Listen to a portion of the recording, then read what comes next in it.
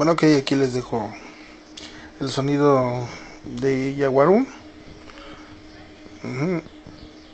hecho por su servidor Enrique Gaitán. A ver qué les parece. Cualquier comentario es bueno.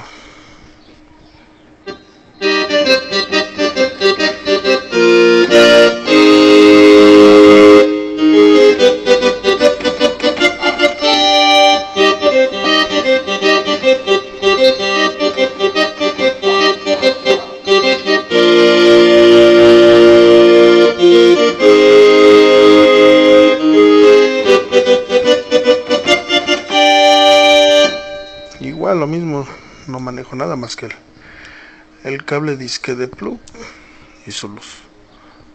Cable de luz. Un Roland D50.